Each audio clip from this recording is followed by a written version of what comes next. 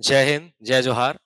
मैं स्वप्निल तिवारी, चंद्रा एकेडमी के इस डिजिटल प्लेटफ़ॉर्म में आप सभी का फिर से स्वागत करता हूँ। दोस्तों, जैसा कि हम सभी जानते हैं कि छत्तीसगढ़ में मुख्य परीक्षा सीजीपीएससी का जो मेंस एग्ज़ाम है, इसमें प्रश्नों का पैटर्न इस साल कैसा रहा है? जी हाँ, नए-नए प्रकार के प्रश्न पूछे गए हैं। किसी पर्टिकुलर पेपर में ही नए प्रश्न पूछे गए हैं ऐसा नहीं है। पेपर 4, 5, 6, 7 सभी में नए प्रकार के प्रश्न पूछे गए हैं और इन्हीं प्रश्नों को ध्यान में रखते हुए, नवीनतम पैटर्न को ध्यान में रखते हुए, चंद्रा एकेडमी टीम के द्वारा मेंस से संबंधित एक प्रमुख वीडियो की सीरीज आपके लिए लॉन्च की गई है जो आने वाले मेंस की परीक्षा में आपके लिए काफी कामगार सिद्ध होगी। जी हाँ, इसी मेंस की सीरीज के अंतर्गत मैं आज आपके सामने एक महत्वपूर्ण टॉपिक लेकर के आया हूं जिसके अंतर्गत हम कृषि से संबंधित कुछ आधुनिक पद्धति और कुछ पारंपरिक पद्धतियों के बारे में जानेंगे। ये वीडियो सिर्फ मेंस ही नहीं, प्रारंभिक परीक्षा के लिए भी महत्वपूर्ण रहेगा। इसके साथ ही व्यापम के द्वारा जो विभिन्न परीक्षाएं आयोजित होती है उसके लिए भी महत्वपूर्ण है। हाल ही में देखा गया है कि कृषि से संबंधित ऑब्जेक्टिव में भी काफी प्रश्न आए हैं। जैसे कृषि वानिकी से रिलेटेड प्रश्न आया है, हाल फिलहाल के 2-3 पेपर में ये प्रश्न रहा है। आज इस पे भी हम चर्चा करेंगे। इसके अलावा सीजीपीएससी मेंस में तो प्रतिवर्ष बैक टू बैक कोई ना कोई एक कृषि के प्रकार का प्रश्न पूछता ही है। तो जो सामान्य कृषि के प्रकार हैं वो तो हम जानते ही हैं, उनसे हम परिचित रहते ही हैं, परंतु कुछ महत्वपूर्ण जो कृषि के प्रकार हैं जो मुझे लगता है कि कम से कम 2 आधुनिक पद्धति और 2 पारंपरिक पद्धतियों पद्धतियों के बारे में आज हम इस वीडियो के अंतर्गत चर्चा करेंगे। तो चलिए बिना किसी देरी के शुरू करते हैं। जैसा कि आप मेरे पीछे देख पा रहे हैं, टेरेस फार्मिंग, सीढ़ी नुमा कृषि। सीढ़ी नुमा कृषि जो है, ये पर्वतीय क्षेत्रों में मुख्य रूप से होने वाली कृषि है। ये एक कृषि की बहुत पारंपरिक पद्धति है। पारंपरिक पद्धति ट्रेडिशनल मेथड है। कहने का मतलब ये है कि ये लंबे समय से की जा रही है। अब देखिए, पर्वतीय क्षेत्र जो होता है, जैसा कि आप मेरे पीछे देख पा रहे हैं, एक ढाल वाला क्षेत्र होता है जो पर्वतीय क्षेत्र रहेगा। और ढाल वाले क्षेत्र में कृषि कार्य करना थोड़ा सा कठिन होता है। कृषि कार्य के लिए थोड़ा तो आवश्यक ये रहता है कि भूमि का थोड़ा समतल होना जरूरी है। तो सीढ़ी नुमा कृषि में क्या किया जाता है कि ये जो ढाल वाला क्षेत्र है उसके बीच बीच में भूमि को काटकर समतल किया जाता है। ठीक है, जैसे कि हम अगले चित्र में देख सकते हैं। यहाँ पर आपको ज्यादा बेटर प्रेजेंटेशन दिखेगा कि जैसा कि आप देख पा रहे हैं कि ये हमारा पर्वतीय क्षेत्र है। पर्वतीय क्षेत्र के अंतर्गत क्या किया जाता है? पर्वतीय क्षेत्र के अंतर्गत ये समतल कर दिया गया है। ये जो आपको सपाट सपाट क्षेत्र दिख रहा है, इसे क्या कर दिया गया है? समतल कर दिया गया है। ये दूर जाते जाएंगे तो इसकी चौड़ाई छोटी होते जाएगी। जो पास का इमेज है उसे आप समझ सकते हैं। तो पहले तो पर्वत का जो ढाल वाला क्षेत्र है उसे काट कर क्या किया जाता है? समतल किया जाता है। पूरी विधि को हम अच्छे से समझते हैं। अब जब ये ढाल वाले क्षेत्र को काटकर समतल किया जाएगा तो हाँ, समतल क्षेत्र में कुछ कृषि कार्य हो सकता है। लेकिन इसके साथ ही और क्या समस्या होती है कि भाई अभी भी तो पूरा पर्वतीय क्षेत्र ढाल वाला क्षेत्र ही है। अगर पानी की मैं बात करूं तो पानी अगर यहां आ रहा है, तो पानी की अगर हम बात करें तो जैसे पानी बहेगा तो ये पानी बहा, फिर अगले सीढ़ी में आया, फिर अगले सीढ़ी में आया, फिर अगले सीढ़ी में आया, तो पानी तो बह के इस प्रकार आगे निकल जाएगा। तो हम क्षेत्र को काटकर समतल बना चुके हैं, सीढ़ी नुमा बना चुके हैं, लेकिन पानी तो नहीं रुक पा रहा है। इसके लिए क्या किया जाता है? पहले तो क्षेत्र को काटकर समतल किया जाता है और समतल करने के पश्चात आप अगले चित्र में देख सकते हैं कि इसके किनारे किनारे जो क्षेत्र समतल किया गया है उसमें एक बंध बनाया जाता है। जी हाँ, आप यदि इमेजिन कर पा रहे हैं, चित्र में ध्यान से देखेंगे तो ये पूरा एक बंध बना हुआ है। ये वाला हिस्सा जो आपको दिख रहा है ये एक पूरा बंध बना हुआ है। बंध बनाने से क्या होता है कि भाई ये जो बीच का क्षेत्र है ये तो समतल है, ठीक। लेकिन जब पर्वत की ढाल में पानी नीचे स्टेप बाय स्टेप बहेगा, जैसे आप यहां पर इमेजिन कर पाए, तो ये वाला हिस्सा क्या है? समतल है, जहां स्टेप बाय स्टेप पानी आ रहा है। लेकिन उसके बाद थोड़ा थोड़ा हिस्सा क्या कर दिया गया है? मेड़ के समान बना दिया गया है। तो इस प्रकार की संरचना बनाने से क्या होता है? पानी वहां पर रुक जाता है। तो जब कृषि कार्य हमको करना होता है तो समतल भूमि की भी आवश्यकता होती है और पानी की भी आवश्यकता होती है। इस प्रकार पहाड़ को काटने से समतल भूमि भी मिल जाती है स्टेप बाय स्टेप, इसीलिए इसे सीढ़ी नुमा खेती कहते हैं। और साथ ही यहाँ पर मेड़ बनाने से क्या होता है? पानी रुक जाता है। इस प्रकार पर्याप्त भूमि भी मिल जाती है और पानी भी मिल जाता है और कृषि कार्य किया जा सकता है। तो सीढ़ी नुमा कृषि की मुख्य विशेषता की हम बात करें तो सीढ़ी नुमा खेती के माध्यम से सबसे पहला तो पर्वतीय क्षेत्र या ढाल वाले क्षेत्र को कृषि के लिए उपयोगी बनाया जाता है। दूसरी विशेषता इसकी ये रहती है कि चूंकि हम मेड़ बनाकर पानी को रोकते हैं तो यहाँ पे बहने वाले जल या वर्षा के जल का संचयन भी होता है, वर्षा के जल का संग्रहण भी होता है, पानी स्टोर करके भी रखा जा सकता है। इसी प्रकार जब हम मेड़ बनाते हैं तो जब बहता हुआ पानी है ढाल में बहता है तो अपर्दन ज्यादा करता है, मृदा की ऊपरी उपजाऊ सतह को अपने साथ बहाकर ये ले जाता है। तो मेड़ बनाने से क्या होता है कि जो मृदा की ऊपरी उपजाऊ सतह है जो पानी के साथ बह रही है वो उन मेड़ में आकर रुक जाती है। इस प्रकार मृदा का अपर्दन भी कम होता है, मृदा की ऊपरी उपजाऊ परत उसी सतह पर ही रहती है, इसीलिए मृदा की उपजाऊ क्षमता भी बनी रहती है। पर्वतीय क्षेत्र में पानी तेजी से नीचे बह जाता है, इसीलिए पानी क्या होता है कि तेजी से बहने के कारण वह क्षेत्र शुष्क रह जाता है, मतलब नमी की कमी हो जाती है। लेकिन जब हम यहाँ मेड़ बना देते हैं जिससे पानी रुका रहता है तो भूमि के द्वारा भी जल अवशोषित किया जाता है और इस प्रकार उस भूमि की उस भूमि की नमी भी बनी रहती है और वहां के भूजल का स्तर मतलब जमीन के अंदर जो पानी है उसका भी स्तर बरकरार हो जाता है। इस प्रकार सीढ़ी नुमा खेती जो है पर्वतीय क्षेत्र में बहुत महत्वपूर्ण कृषि है। अब इस सीढ़ी नुमा कृषि की हम बात करें तो भारत के कौन कौन से क्षेत्रों में होती है ये हमें जानना जरूरी है।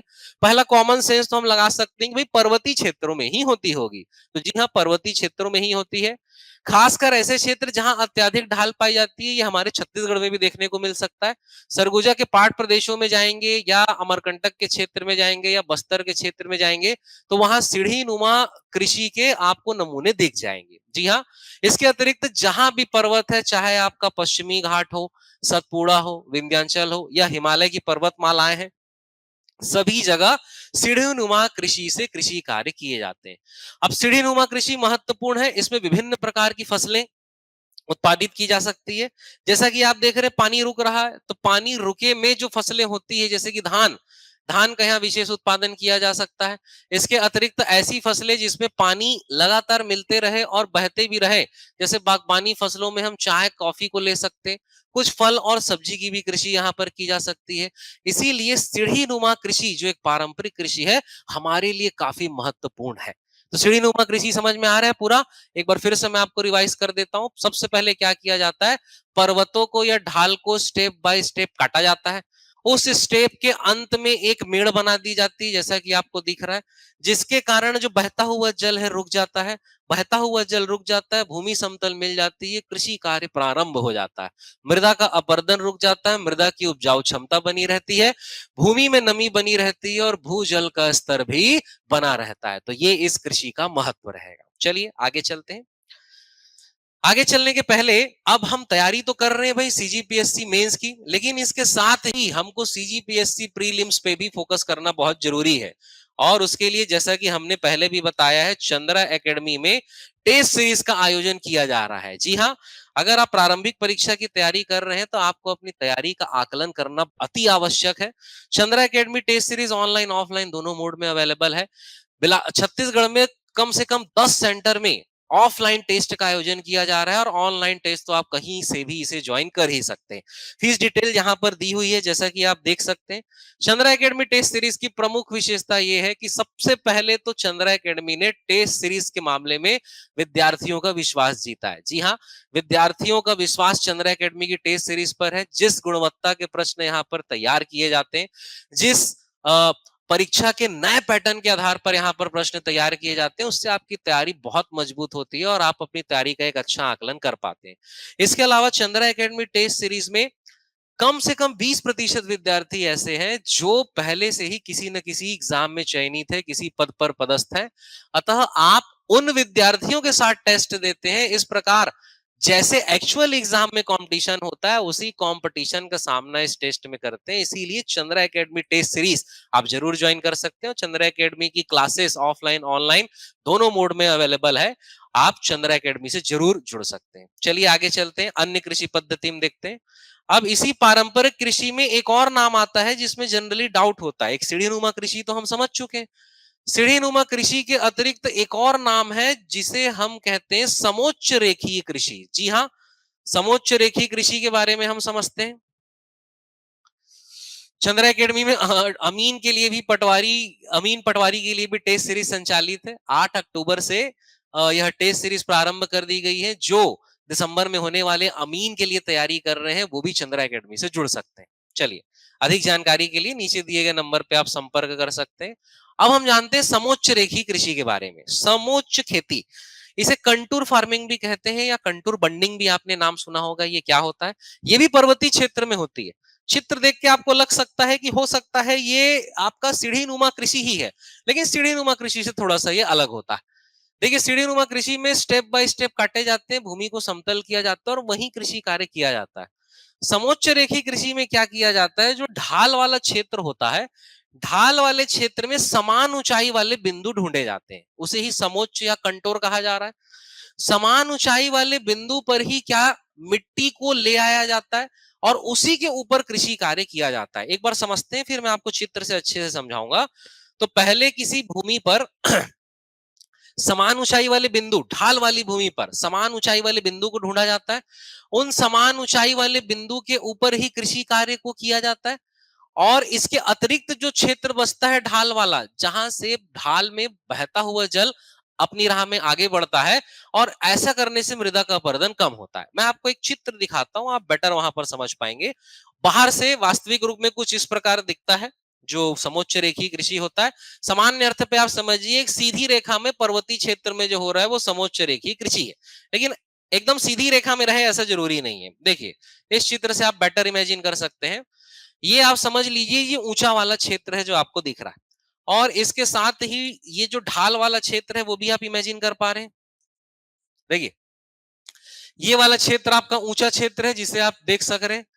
इसके साथ जो ढाल वाला क्षेत्र होता है, जैसे कि ये है आपका ढाल वाला क्षेत्र, इस ढाल वाले क्षेत्र में यहां पर ये जो आपको एक ऊंचा क्षेत्र दिख रहा है, ये वो जगह है जहां समान ऊंचाई वाले बिंदु ढूंढे गए हैं। ये पूरी ढाल है लगातार, लेकिन हर जगह ऊंचाई अलग अलग हो सकती है। तो यहाँ समान ऊंचाई वाले बिंदुओं को ढूंढा गया और यहाँ पर मिट्टी को पाट दिया गया, एक मेड़ बना दिया गया, और इसी के ऊपर क्या किया जा रहा है? कृषि कार्य किया जा रहा है। इसीलिए इसे क्या कहा जा रहा है? समोच्च रेखीय कृषि। समान ऊंचाई वाले बिंदु ढूंढे, एक सीधी रेखा खींचे, उस पर मिट्टी को डाले और उसी के ऊपर क्या कर रहे हैं? कृषि कार्य। इसी प्रकार यहां भी किया जा रहा है, यहां भी किया जा रहा है। अब ऐसा क्यों करते हैं? ऐसा करने से फायदा क्या होता है? इसका महत्व ही हमें समझना है, क्योंकि हमें महत्व ही लिखना होता है। ऐसा करने से सबसे बड़ा फायदा ये होता है कि जो ढाल से बहता हुआ जल है, ढाल में जल बहेगा तो तेजी से अपरदन करेगा।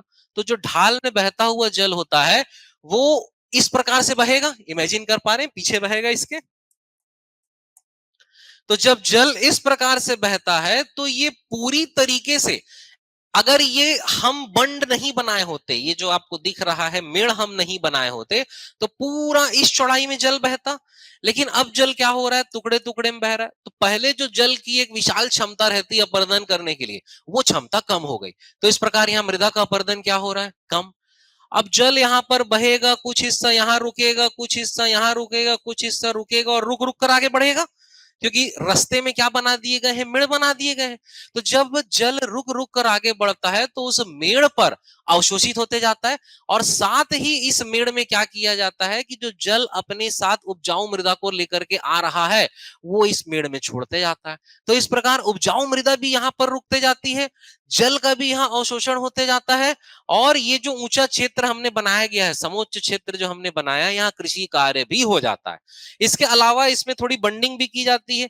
बंडिंग कहने का मतलब, आप यहाँ पर अतिरिक्त बांध बनाकर भी पानी को रोक सकते हैं, जिसके कारण यहाँ वर्षा जल का संचयन भी होगा और मृदा भी क्या होगी? रुक जाएगी।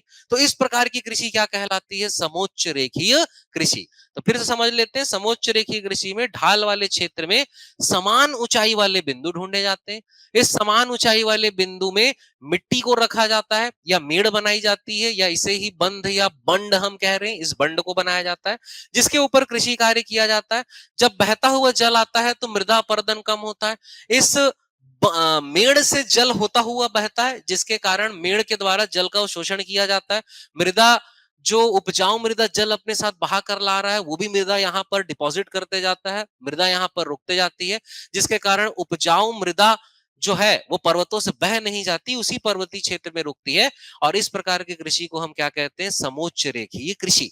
तो सीढ़ी नुमा कृषि और समोच्च रेखीय कृषि में यही फर्क है कि सीढ़ी नुमा कृषि में स्टेप बाय स्टेप समतल भूमि का निर्माण किया जाता है, मेड़ बनाई जाती, पानी को रोका जाता है और कृषि कार्य किया जाता है।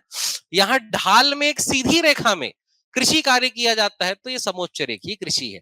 दोनों के मुख्य फायदे यही है कि इसमें जल का संरक्षण होता है, जल का संचयन होता है, भूजल का स्तर बढ़ता है, मृदा की उपजाऊ क्षमता बनी रहती है, मृदा में नमी बनी रहती है, जो कृषि कार्य के लिए उपयुक्त रहता है। अब यहाँ किस प्रकार की फसलों का उत्पादन किया जाता है? यहाँ मुख्य रूप से ऐसी फसलों का उत्पादन किया जाता है जहां बहते हुए जल की आवश्यकता होती है, और इसके साथ ही तेज वर्षा वाले क्षेत्रों में इस प्रकार के कृषि कार्य होते हैं। जैसे कि हम बागबानी फसलों की बात करें तो हम चाय और कॉफी को ले सकते हैं, टमाटर और कुछ अन्य सब्जियों को ले सकते हैं, फलों को ले सकते हैं, मसालों को ले सकते हैं। इस प्रकार की खेती किस माध्यम से की जाती है? समोच्च रेखीय कृषि के माध्यम से की जाती है। तो क्लियर है, समोच्च रेखीय कृषि अंदाजा लगा सकते हैं पर्वतीय क्षेत्र में की जाती है, मुख्य रूप से पश्चिमी घाट के क्षेत्र में, उत्तर पूर्वी भारत के क्षेत्र में, और इसके अतिरिक्त हिमालय के क्षेत्रों में समोच्च रेखीय कृषि कार्य किया जाता है। चलिए, अब ये तो दो हमारी पारंपरिक पद्धतियां आ गई। इसके बाद हम देखते हैं आधुनिक पद्धति के बारे में। कुछ आधुनिक पद्धति को भी हम जान लेते हैं। और आधुनिक पद्धति में मैं सबसे पहले ले रहा हूं एक्वापॉनिक्स। एक्वापॉनिक्स की यदि हम बात करें तो एक्वापॉनिक्स कहने का मतलब जलीय कृषि, या एक्वापॉनिक्स ही इसे आप हिंदी इंग्लिश दोनों में लिख सकते हैं। एक्वापॉनिक्स के अंतर्गत होता यह है, पहले हम समझ लेते हैं, फिर चित्र से बहुत बढ़िया तरीके से मैं आपको समझाऊंगा, आपको एक बार में समझ में आ जाएगा। सबसे पहला पॉइंट ये समझना है, इसमें मछली पालन और कृषि कार्य दोनों होता है। दूसरा, इसमें मृदा का उपयोग नहीं होता, ये मृदा रहित कृषि है। वर्तमान में सॉइल लेस फार्मिंग का ट्रेंड चला हुआ है। भारतीय कृषि अनुसंधान केंद्र जो है वह भी सॉइल लेस कृषि के लिए, मतलब सॉइल लेस कल्टीवेशन या मृदा रहित कृषि के लिए अनुसंधान कार्य तेजी से कर रहा है, क्योंकि बढ़ते शहरीकरण और कृषि भूमि के ह्रास के कारण क्या है, कृषि भूमि की कमी होते जा रही है, जिसके कारण क्या है, कृषि कार्य भी कम हो रहे हैं। लेकिन कृषि तो आवश्यक है, खाना तो सबको खाना ही है। तो क्यों ना किसी ऐसी पद्धति का विकास किया जाए जिसमें कृषि भूमि की विशेष आवश्यकता ना हो। एक बंद कमरे में भी कृषि कार्य कर सकते हैं, छत में भी कर सकते हैं, किसी गोदाम में भी कृषि कार्य कर सकते हैं। तो इस प्रकार के कृषि कार्य के लिए जो दो प्रमुख पद्धति है, एक हम पढ़ेंगे आज एक्वापॉनिक्स और दूसरा पढ़ेंगे हम हाइड्रोपोनिक्स। तो एक्वापॉनिक्स के बारे में हम जानते हैं क्या है। देखिए, चित्र से आप इमेजिन कीजिए, ये इस प्रकार का कृषि होता है जैसा कि आप यहाँ पर इमेजिन कर पा रहे हैं, देख पा रहे हैं कि एक एक यहाँ पर बड़े बड़े पानी के टैंक होते हैं, जैसा कि नीचे आपको दिख रहा है पानी का टैंक। पानी के टैंक में मछली को पाला जाता है। जब पानी के टैंक में मछली को पाला जाता है तो मछलियां जिस क्षेत्र में रहेंगी, भाई मल मूत्र विसर्जन वहां पर करेंगी, उनके अवशिष्ट वहीं इकट्ठा होंगे, जिसके कारण पानी में अमोनिया की मात्रा बढ़ जाती है। सामान्य तौर पे पानी प्रदूषित हो गया हम कह सकते हैं, लेकिन टेक्निकली हम क्या कह रहे हैं कि यहाँ पर पानी में अमोनिया की मात्रा क्या है, बढ़ जा रही है। तो सबसे पहले एक टैंक बनाया जाएगा जिसमें मछलियों को रखा जाएगा, जहां मछलियों का अपशिष्ट एकत्रित होगा, जहां अपशिष्ट एकत्रित होने से पानी में अमोनिया की मात्रा बढ़ जाएगी। अब इस पानी को क्या किया जाता है, पानी को एक बैक्टीरिया टैंक में डाला जाता है, जहां ये अमोनिया अमोनियम नाइट्रेट में बदल जाता है। और जो अमोनियम नाइट्रेट है, ये किसी भी प्रकार के पौधों के लिए प्रमुख पोषक तत्व होता है। अब यहाँ जो आपको ग्रो बेड दिख रहा है, इसे हम ग्रो बेड कहेंगे, जहां पौधा ग्रो होगा। ग्रो बेड के नीचे से पानी को छोड़ा जाता है, ये जो गंदा पानी मछली के द्वारा बनाया गया है, और उसे फिल्टर टैंक में डाला जाता है, जहां पर वो बैक्टीरिया अमोनियम नाइट्रेट में बदल देता है।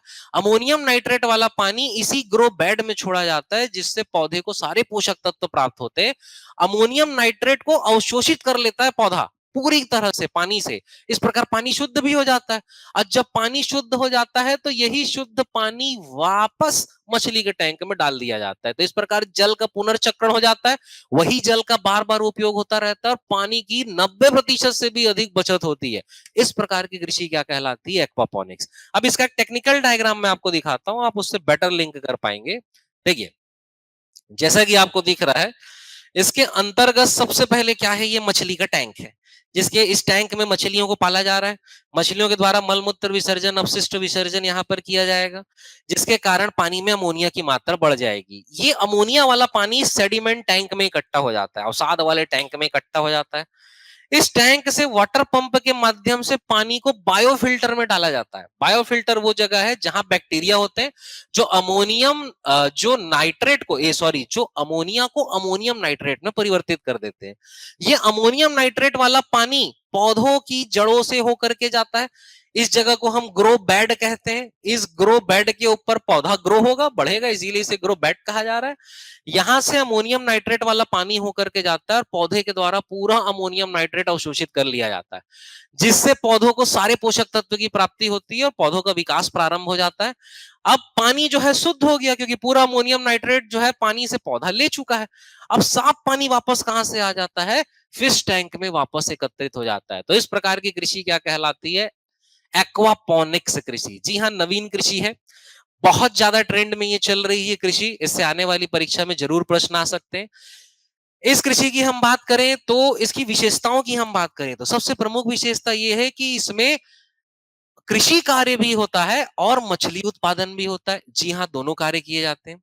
दूसरी इसकी विशेषता की हम बात करें तो 90% से भी अधिक इसमें पानी की बचत होती है। तो ये उन क्षेत्रों के लिए तो महत्वपूर्ण है जहां पर पानी की कमी है या जो शुष्क क्षेत्र है, तो वहां पर एक्वापोनिक्स कृषि महत्वपूर्ण है। इसके अतिरिक्त हम देखें, इसके लिए पौधों के लिए नो डाउट सूर्य का प्रकाश आवश्यक है, लेकिन हम इन्हें कृत्रिम सूर्य का प्रकाश भी दे सकते हैं, अल्ट्रा वायलेट रेस भी दे सकते हैं, अर्थात कमरे के अंदर भी ये कार्य किया जा सकता है। तो जैसा कि शहरी क्षेत्रों में कृषि भूमि की बहुत कमी रहती है, ना के बराबर होती है, तो किसी बड़े गोदाम या कमरे या घर में छोटे रूप में भी अगर हम कृषि कार्य करना चाहे तो एक्वापोनिक्स पद्धति को अपना सकते हैं। तो ये सभी इसकी विशेषताएं हो जाएंगी। कैसी फसलों को बोया जा सकता है? बहुत बड़ी धान, गेहूं, खाद्यान्न फसलों का हम उत्पादन नहीं कर सकते।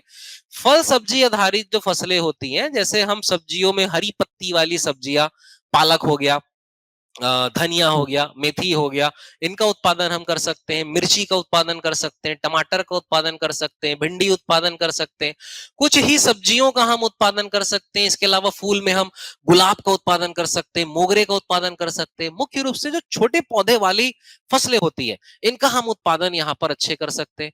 इसमें उत्पादन की जो लागत है वो कम होती है और फायदा बहुत अधिक होता है, लेकिन इसके कुछ लिमिटेशन भी है। लिमिटेशन ये है कि जैसा पद्धति आप देख रहे हैं, आपको देख के समझ में आ रहा है कि महंगी पद्धति है। जी हाँ, बहुत महंगी पद्धति। इसकी सबसे बड़ी सीमा यह है कि शुरुआती लागत इसमें अधिक होती है, लेकिन शुरुआती लागत ही है, बाद में सिर्फ इसमें फायदा ही फायदा है।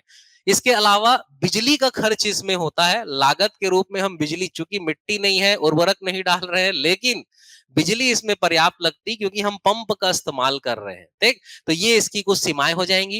एक्वापोनिक्स कृषि अर्बन एरिया में आज की डेट में बहुत पॉपुलर है, लेकिन इससे मिलता जुलता एक और कृषि है जिसे हम हाइड्रोपोनिक्स कहते हैं। हाइड्रोपोनिक्स के बारे में हम जानते हैं। हाइड्रोपोनिक्स कृषि, हाइड्रो जैसा कि नाम है, हाइड्रो मतलब होगा पानी, और पोनोस मतलब होता है काम, पानी में किया जाने वाला काम, पानी में की जाने वाली कृषि क्या कहला रही है? हाइड्रोपोनिक्स।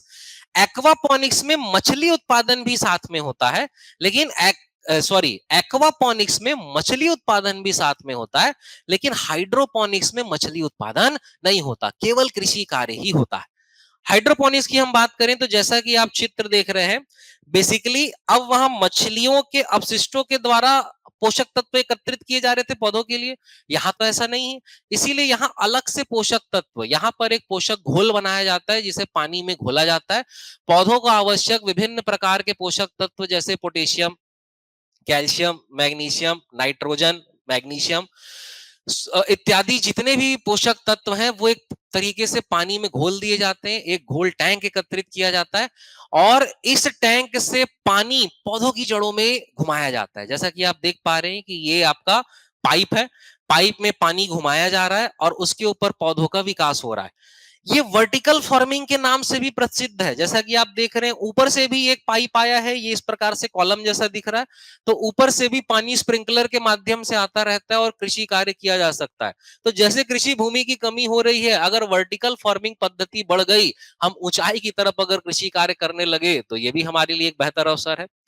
इसे थोड़ा हम और अच्छे से समझ लेते हैं। वर्टिकल फार्मिंग कहने का मतलब क्या है? वर्टिकल फार्मिंग मतलब ये कॉलम या कुछ एक स्ट्रक्चर इस प्रकार का बनाया जाता है जिसके ऊपर से पोषक तत्व वाले पानी को छोड़ा जाता है, जहां पौधों की जड़ों के द्वारा वो सारे पोषक तत्व एकत्रित किए जाते हैं और पौधों का विकास होता है। इसके अंतर्गत मुख्य रूप से जो पोषक घोल है वो कार्य करता है। ग्रो बेड आपके वर्टिकल भी हो सकते हैं। ग्रो बेड मतलब आप समझ चुके हैं, जहां पौधे लगाए जा रहे हैं, पौधों का विकास हो रहा है। और ग्रो बेड आपके इस तरीके से हॉरिजॉन्टल भी हो सकते हैं। तो इस प्रकार की कृषि क्या कहलाती है? हाइड्रोपोनिक्स कृषि। तो एक्वापोनिक्स कृषि और हाइड्रोपोनिक्स कृषि मिलता जुलता ही है। बस एक्वा में आपका मछली उत्पादन भी होगा, फिशरीज का कार्य भी होता है, लेकिन हाइड्रो में केवल और केवल क्या रहेगा? आपका कृषि कार्य ही होगा। तो यहां पर भी इसके भी महत्व को हम चर्चा करें तो इसका महत्व यही है कि इसमें भी 90% से अधिक पानी की बचत हो जाती है। मृदा रहित कृषि है तो मृदा और उर्वरक जैसी चीजों की यहाँ पर बचत हो जाती है। लेकिन सीमा की हम बात करें तो सीमा वही है, इसकी भी शुरुआती लागत बहुत है, क्योंकि पानी हमको छोड़ना है, पंप के माध्यम से ही छोड़ना पड़ेगा, तो बिजली की लागत भी इसमें बहुत आती है। लेकिन उत्पादकता इसकी बहुत अधिक है।